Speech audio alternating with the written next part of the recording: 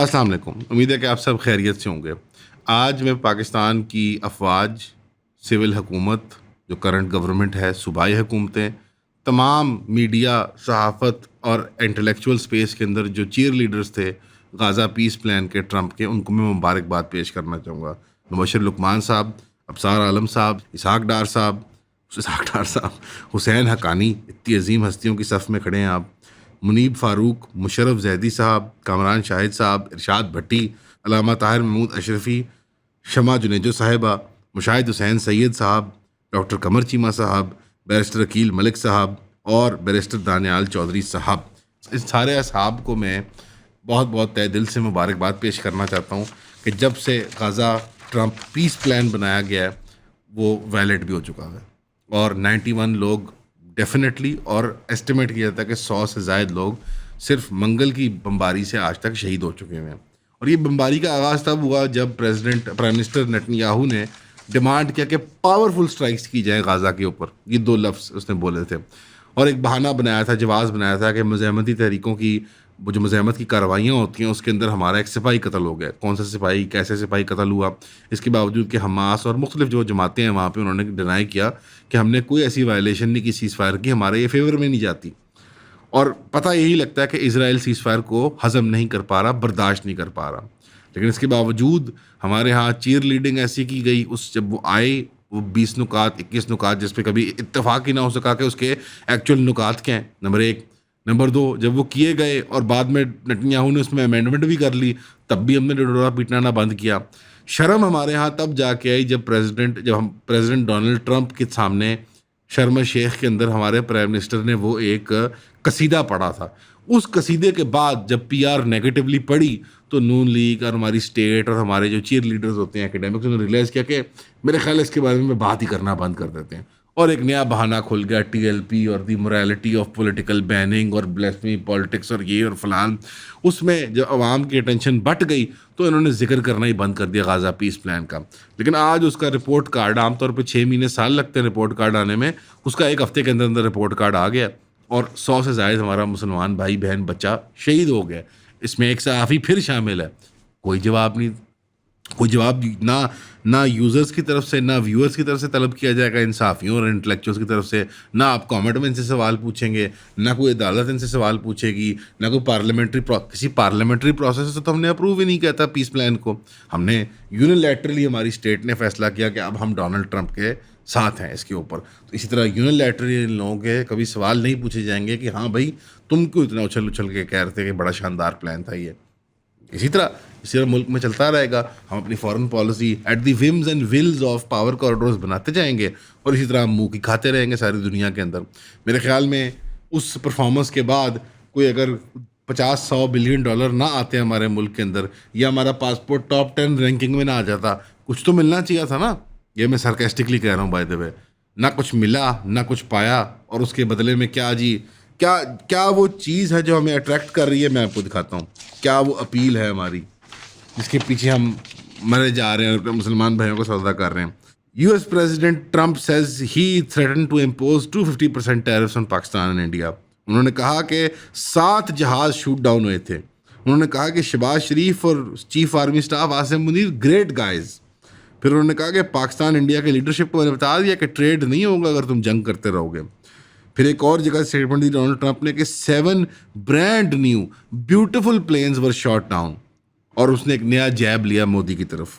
ये वो एक्सचेंज है इंडिया के ख़िलाफ़ जिसमें हम ये इंटरनेशनल एम्बेरसमेंट फेस कर रहे हैं और हमें ये बेंड ओवर बैकवर्ड्स करना पड़ रहा है बिकॉज हमारी डोमेस्टिक लेजिटिमेसी है नहीं, और पाकिस्तान जो है वो उस 2.5 साल के अंदर गाज़ा के लिए कुछ भी ना कर पाया। वो एड जो सरकारी इदारे नहीं, महकमे नहीं, प्राइवेट सिटीजन्स, प्राइवेट चैरिटीज़ के थ्रू इकट्ठी करके भिजवाते थे, उसकी फैसिलिटेशन में भी बेर मिनिमम किरदार ना अदा कर पाया पाकिस्तान। ठीक है जी। ये सब किरदार अदा करने के बाद सऊदी अरेबिया की बहस्त पे या गल्फ़ की बहस्त पे हमने इसराइल को वो कवर देने की कोशिश की, हम सारे मुल्कों ने मुसलमानों के, जो जंग के मैदान में वो हासिल नहीं कर पा रहा।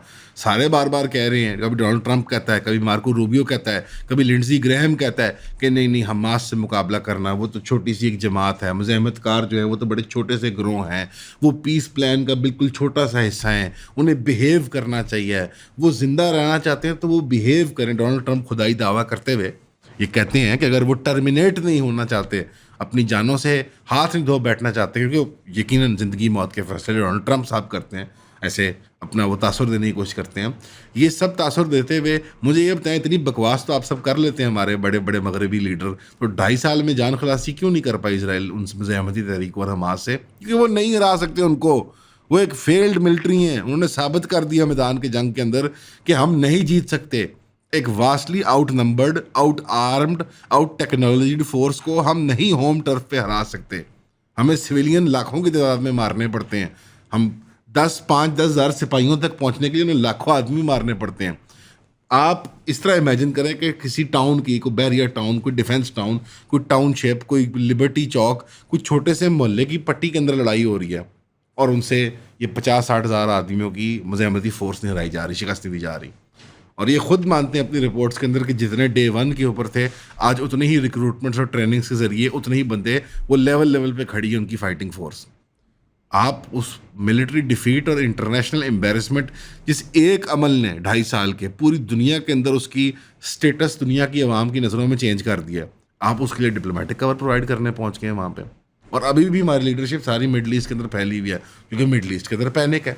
उनकी वेपन्स, उनकी टेक्नोलॉजीज़ बिल्कुल भी कोई सर्विस नहीं कर सकती, वो ऑपरेट ही नहीं कर सकती इसराइल के मामले में। वो सारी अमेरिकन टेक्नोलॉजी और यूरोपियन टेक्नोलॉजी की डिपेंडेंसी उनकी, उनकी फ़ौजों का हाल हमारे सामने है, उनकी पॉलिटिकल विल का और इकोनॉमिक विल का हाल हमारे सामने है। आज दोबारा अरब के पास वही डिपेंडेंसी है अजम के ऊपर, चाहे वो अजम हिंद हो या अजम तुर्क हो। आज दोबारा वो उनकी तरफ निगाह करके देखे हुए कि ये हमारे लिए कुछ करके देंगे, और हकीकत ये है कि इसके बरक्स है, वो इसराइल को देख रहे हैं कि ये हमारी तुर्कों से दिफा करके देगा, जिस तरह का एक ज़माने में इसने हमारे ईरान से दिफा किया था। ये आप जब उनसे सहूलतकारी और दोस्ती की बातें कर रहे हैं, ये उनके एटीट्यूड देखें। स्मोट्रिच क्या कहता है, इसराइल का मिनिस्टर ऑफ फाइनेंस, ये कहता है कि हम 77 ईयर्स सऊदी अरेबिया के साथ मैनेज कर गए हैं, हम 77 मज़ीद ईयर्स मैनेज कर जाएंगे। सऊदियों ने हमारे बारे में वो बकवासियात और बातें की हैं जो कहीं गुना ज़्यादा इंसल्टिंग है, जबकि मैंने जो ऊँटों के बारे में कहा है, ये मुराद क्या है यहाँ पे? यानी वो अरब को, गोयम को, अरब के गॉयज़ को, जेंटाइल्स को वो आदमी नहीं मानते। वो कहते हैं इन ऊँटों के बारे में जितने मैंने गालियाँ बकी हुई हैं, उससे कहीं ज़्यादा बकवास उन्होंने मेरे ख़िलाफ़ किया, इसराइल के ख़िलाफ़ किया। और वो शामिल हैं एंटी सेमिटिज़म की स्टेटमेंट्स के अंदर, और इसके बावजूद उनसे कोई माफ़ी नहीं मंगवाता। यानी अमेरिका की तरफ इशारा है कि तुम इनसे माफ़ी मंगवाओ। वो हमारी तारीख़, हमारी विरासत, हमारी मीरास, हमारी कौमियत, हमारा खून, उसको डिनाई करते हैं वो। और अगर कोई उनके बिहाफ पे हमारे, क्योंकि इसने स्टेटमेंट्स दी थी पहले भी सऊदी अरबिया के खिलाफ, कोई अफेंड होता है तो तुम तब वहाँ कहाँ थे जब वो 2.5 साल से हमारी फ़ौज पे जेनोसाइड का इल्ज़ाम लगा रहे थे? हमने 77 ईयर इनके बगैर मैनेज किया, हम 77 मज़ीद ईयर इनके बगैर मैनेज करते रहेंगे। वो खुल के बात कर रहे हैं कि हमने मक्का मदीना को लेना है, हमने नाउज़ुबिल्लाह पाक करना है उन्हें, हमने नाइल डेल्टा के अंदर जाके फर्टाइल वैली के अंदर खेती बाड़ी खड़ी करनी है, हमने सीरिया का इलाका फ़तह करना है, हमने लेबनान को अपनी सिक्योरिटी अपरेटस में लेके आना है, और यहाँ पे आप हाथ पे रख के सब छनकना बजा रहे हैं। हमारे हुक्मरान मुसलमान ममालिक, इनको रियलाइज़ करना है ये एंटिटी सिर्फ जंग चाहती है। जब तक इसको मुंह तोड़ जवाब नहीं मिलेगा, उसकी डेस्परेशन का आलम देखें। वो अक़वाम आलम में बावले कुत्ते की तरह फिर रही है कि कहीं से कोई सहारा मिल जाए, कहीं कुछ को कर ले, वो कोई जवाब ना मिले वो मुंह नोच लेती है अगले का। अमेरिका के साथ वो लास्ट लेग के ऊपर है। वाशिंगटन का रास्ता तलाश करना बंद कर दें टेल अवीव और रियाद के थ्रू। कोई नई फॉरेन पॉलिसी इमेजिन करें, कोई नए पैराडाइम इमेजिन करें। आप डोमेस्टिक लेजिटिमेसी सारी खो देंगे इस चक्कर के अंदर। कोई रहेगी डोमेस्टिक लेजिटिमेसी हमारी सरकार की इस चक्कर के अंदर? कौन आदमी हजम करेगा? और इसके एंड में मैं यही बात करना चाहूँगा कि जब इसकी बात की जाती है इसराइल की और अमेरिका की, तो कहा जाता है कि मुफाहमत से काम लिया जाए, बात की जाए, वो बहुत ताकतवर हैं, मुसलमानों की जान बचाई जाए। लेकिन जब अफ़गानिस्तान जो बॉर्डर पे बैठे हुए मुसलमान भाई जो एक ज़ुबान बोलते हैं, अहले अरब तो हमारी ज़ुबान भी नहीं बोलते हैं, हमारी तरह शक्ल से भी नहीं दिखते, ना हमारा खाना खाते हैं, वो सिर्फ मुसलमान भाई हैं। जो मुसलमान भी हैं, फ़ारसी पठान भी हैं, हमारी कौमियत भी जानते हैं, हम उनको भी जानते हैं, जो क्रिकेट भी खेलते हैं हमारी तरह ज़ुबान बोलते हैं, हमारे ही मजहबी अक़दार को फॉलो करते हैं, बरेलवी, देवबंदी, अहले हदीस, इसी तरह के होते हैं वो जो बॉर्डर के ऊपर बैठे हुए हैं। उनसे जब बात करने की बात आती है तो कहते हैं नहीं, बात हर चीज़ का हल नहीं है, हम उनसे लड़ाई ही मोलेंगे। और इस वक्त लड़ाई के काले बादल सिर के ऊपर मंडला रहे हैं अनफॉर्चुनेटली। आप लोगों की सपोर्ट की वजह से आज हम यहाँ पे हैं। आप लोगों की सपोर्ट की वजह से हम ये कंटेंट बनाते रहते हैं। आप लोगों की सपोर्ट हमें चाहे इनबॉक्स डीएम की मद में है, चाहे वो कमेंट की मद में है, या स्पेशली 3000 रुपये की सब्सक्रिप्शन की मद में है, हमारे काम को बहुत आगे लेके जाती है। हमें किसी प्लेटफॉर्म की तरफ से कोई सपोर्ट नहीं है। आपके सामने हमारा चैनल डिमोनेटाइज हुआ है, एक दफ़ा नहीं 2 दफ़ा। उसकी वजूहत भी हमने आपको बताई हैं। डिमोनेटाइजेशन या फिर किसी की आवाज़ बंद कर देना बहुत गलत है, चाहे वो किसी भी इशू पे बात कर रहा हो। फ्रीडम ऑफ स्पीच के साथ खड़े हुए और हमें 3000 रुपये की सब्सक्रिप्शन प्रोवाइड करें। हमने ऑलरेडी ज़्यादा कंटेंट प्रोड्यूस करना शुरू कर दिया अपने पेड सब्सक्राइबर्स के लिए, और हमारी इवेंचुअली कोशिश होगी कि जो हमारा आधा कंटेंट है वो पेड सब्सक्राइबर्स के लिए ही हो।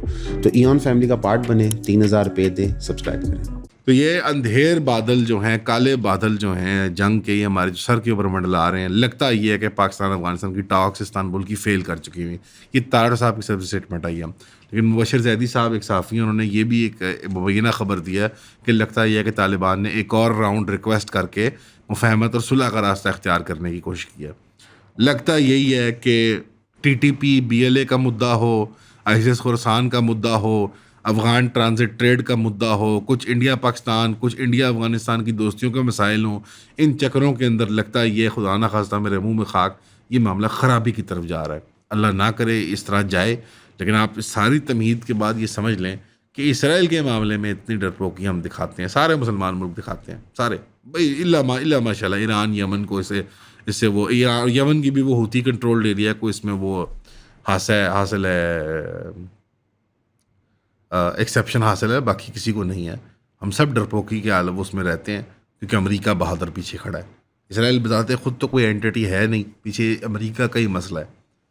उस डरपोकी के अंदर कहीं हम अपने आपस में मुसलमान भाइयों से लड़ाइयाँ जंगें कर लें, ये नॉनसेंस है, ये अब्सर्ड है। और हमारे जो नेशनलिस्ट टाइप्स हैं जिस तरह से वो चीयर लीड कर रहे हैं, और उनकी तरफ से भी मैं देखता हूँ वो बहुत ही अब्सर्ड किस्म के उन्होंने अकाउंट बनाए हुए हैं ट्विटर के ऊपर, और ऐसे ऐसे वुज़रा, बड़े ओहदेदारान ऐसी लैंग्वेज इस्तेमाल कर रहे हैं कि मैंने इंडिया के ख़िलाफ़ कभी ऐसी लैंग्वेज नहीं देखी। अभी मई में झड़प हुई है, कभी ख्वाजा साद रफ़ी, ख्वाजा आसिफ साहब ने ऐसी स्टेटमेंट्स दी हैं धुएंधार किस्म की, कहाँ दिए हैं यार? उनमें इतना वेनम और विट्रियल मैंने कोई नहीं देखा। जेनेरिक बातें देखी हैं कि मोदी को हम जवाब देंगे और इस तरह करके, ये वेनम और विट्रियल मैंने नहीं देखा जिस किस्म का यहाँ इस्तेमाल हो रहा है। किसको अपील कर रहे हैं? किस लिबरल क्राउड को अपील किया जा रहा है? किस वेस्टर्न क्राउड को अपील किया जा रहा है कि मुसलमान आपस में लड़ें और ये बड़ी अच्छी चीज़ होगी? किसमें इसका भला है? कोई है ऐसी बात? जहाँ पाकिस्तान भी, मैं कहूँगा कि हमारे पे पलड़ा हमेशा भारी होता है, क्योंकि हम 78 साल से मतलब एक कंटिन्यूअर लीनियर पॉलिसी की एक स्टेट हैं। हमारे पास न्यूक्लियर वेपन्स हैं, हमारे पास एयर डिफेंस और एयर फोर्स है, हमारे पास ऑर्गेनाइज ब्यूरोक्रेसी और मिलिट्री है, हमारे पास एक रियल इकॉनमी है। ये सब के बावजूद और पलड़ा हमारी तरफ भारी होने के बावजूद कि रिस्पॉन्सिबिलिटी हमारी तरफ ही लाई करती है, मैच्योरिटी के मुजाहरे की, बड़ेपन के मुजाहरे की। इसके बावजूद मैं ये कहना चाहूँगा कि अफ़गान फोर्सेस की तरफ से, अफ़गान पॉलिटिशियंस की तरफ से, अफ़गान पॉलिटिकल एक्टिविस्ट की तरफ से, अफ़गान इंटेलेक्चुअल्स की तरफ से ऐसी अब्सर्ड, ऐसी रेसिस्ट, ऐसी एंटी इस्लामिक रेटरिक मैं हैरान हुआ, मैं दंग रह गया हूँ कि ये 10-20 साल की क्रिकेट की डिप्लोमेसी और ये अशरफ गनी और हामिद कारज़ाई के बोए हुए बीज और जनरल परवेज़ मुशर्रफ के बोए हुए बीज 1000 साल की तारीख को अनडू करने की कोशिश कर रहे हैं। खुदारा तालिबान को, रजीम को, अफ़गान नेशनल्स को और ख़ास तौर पर डायस्पोरा वालों को अकल करनी चाहिए। आपको रील बैक करना चाहिए पश्तूनिस्तान की फैंटसीज़, ड्यूरेंट लाइन के डिलूजन्स, और पाकिस्तानी साइड पे जो एक अंधा नेशनलिज्म है कि जैसे एक फरलॉन्ग दूर ही जो बॉर्डर है वहाँ पे दरिंदे रहते हैं और इस तरफ जो है वो इंसान रहते हैं, वहाँ भी इंसान रहते हैं, वहाँ भी मुसलमान रहते हैं। उनमें अच्छे हैं, बुरे हैं, एक्सट्रीमिस्ट हैं, मॉडरेट्स हैं, हर किस्म की फ़िक्र मौजूद है उनके अंदर, जैसे कि आपकी और हमारी माशरत के अंदर मौजूद है। तो प्लीज़ इसमें रोल बैक करें, अमन के रास्ता इख्तियार करें। कोई दोबारा वॉर ऑन टेरर का माहौल नहीं देखना चाहता, और इस बारी तो अमेरिका का बहाना भी नहीं है बीच में कि अमेरिका मजबूर कर रहा है हमें। अब तो दुनिया की आंखों के सामने शायद बिहाइंड द सीन्स अमेरिका का किरदार हो भी, लेकिन दुनिया की आंखों में, अवाम की नज़रों में यही है कि पाकिस्तान और अफगानिस्तान आपस में लड़ना चाहते हैं, दो मुसलमान ग्रोह इस क्राइसिस के अंदर, जहाँ पे ये गाज़ा के अंदर सूरत हाल बनी हुई, और हम शायद मस्तलक़सा को खैर बाद कहने वाले हैं मुसलमान, अभी भी मेरी जाती राय में तो खैर बात कह चुके हैं 50 साल पहले, 40 साल पहले, लेकिन क्वाइट लिटरली हम वहाँ अपनी प्रेजेंस को शायद खैर बात कहने वाले हैं अपनी लाइफ्स के अंदर। तो हमारी प्रायोरिटीज़ की लिस्ट पे क्या है कि हम अफ़गानों से निबड़ लें, और अफ़गानों का क्या है कि वो जाके इंडिया की गोद में जाके बैठ जाए और हमारे से निबड़ लें। तो खुदारा अकल के नाखून लें, होश के नाखून लें, दुआ करें पाकिस्तान और अफ़गानिस्तान के लिए और अहले गाज़ा के लिए और फ़लस्तीन के लिए और उसकी बाजियाबी की मशरक़ा के लिए। हमेशा की तरह सुनने का शुक्रिया, हमें दुआ में याद रखिएगा। अस्सलाम वालेकुम।